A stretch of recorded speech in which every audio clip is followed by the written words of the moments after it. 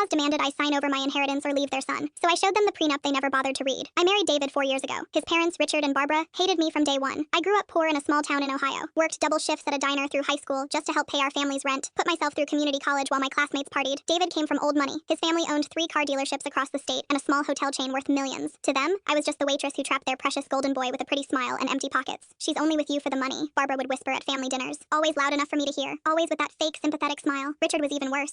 He'd make cutting comments about my clothes, my lack of education, my embarrassing family background. Once he asked David, right in front of me at Thanksgiving dinner, if he'd considered upgrading to someone more appropriate yet. The whole table laughed. David never defended me, not once in 4 years of marriage. He'd just look at his plate and change the subject. Here's what absolutely none of them knew. When I was 19, my grandmother passed away quietly in her sleep. She'd been a quiet woman who lived in a tiny one-bedroom apartment and wore the same 3 faded dresses every single week. Everyone in our family assumed she had nothing but Social Security checks and old furniture. Turns out Grandma had been investing religiously since the 1960s. She lived frugally, clipped coupons, and never touched her investment accounts. And she left me $3.2 million in a trust that matured on my 25th birthday. The lawyer called it the most disciplined saving he'd ever witnessed. I never told a single soul. Not my parents, not my friends, definitely not David. Before our wedding, I insisted on a prenuptial agreement. His parents were absolutely thrilled. Finally, they thought, someone's actually protecting our son's considerable assets from this gold-digging waitress. They hired expensive lawyers to draft it. Nobody bothered actually reading the fine print. Not Richard, not Barbara, not even David. The prenup clearly stated that all assets brought into the marriage remained completely separate property, including my secret inheritance. Last month, Richard called an emergency family meeting at their mansion. He sat me down in the formal living room like I was a misbehaving employee about to be terminated. "We've collectively decided it's time for you to sign over any future claim to David's inheritance," he announced coldly. "You'll receive absolutely nothing if you divorce. If you refuse to sign, we're cutting David off completely and permanently. He'll have to choose between his real family and you." Barbara smiled smugly from her armchair. "We both know exactly who he'll choose, dear." David sat there completely silent, wouldn't even look in my direction. "And if I agree to sign?" I asked calmly, keeping my voice steady. "Then we'll tolerate your presence, quietly, in the background where someone like you belongs." I pulled out my phone and called my lawyer Margaret, put her on speaker for everyone to hear. "Margaret, can you please explain the current value of my grandmother's trust fund?" "Certainly. As of this morning's market close, your trust is valued at approximately $4.7 million,